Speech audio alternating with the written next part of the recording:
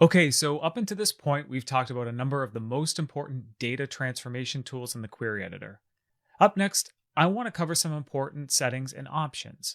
And the first topic here is data source settings. So in the Home tab of the query editor, you see this option for data source settings. And that basically allows you to view and manage all of the individual connections in your Power BI file. So in this example that we're looking at here, we've got connections to a number of individual CSV files, as well as a folder down there at the bottom of the list. Now, the critical concept to understand about the data source settings is that when you make a connection to a local file, a file that's located on your computer, Power BI will basically take a snapshot of that exact file path and the exact file name. And what that means is that if anything changes about your file, if you rename it, if you move it, update permissions, a path location, anything, that path won't automatically update within Power BI. So what you need to do is go into these data source settings, click change source, and then browse to the revised version of that file. So this is probably one of the most common issues that I see in Power BI, where people inadvertently rename a file or rearrange things on their desktop and accidentally break these file paths.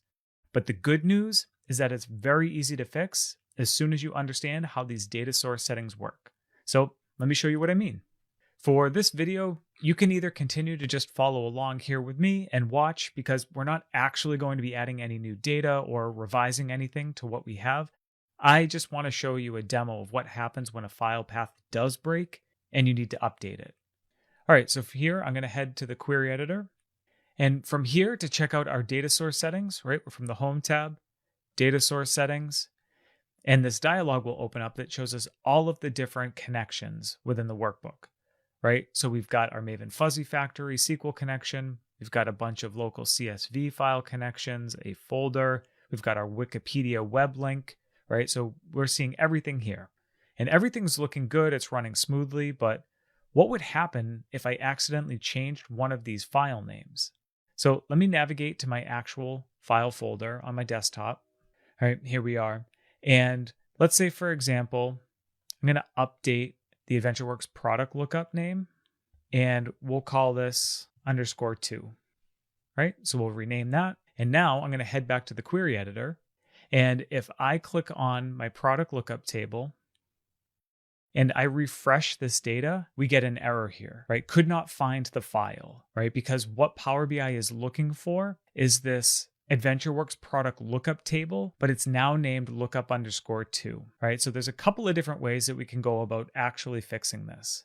If we go back up to our data source settings, we can come down to our product lookup table, and we're going to change the source, right? So what this does is it allows us to browse for a new path, and we can come back here. We'll point it at our new lookup table, click open, okay. And then we can close.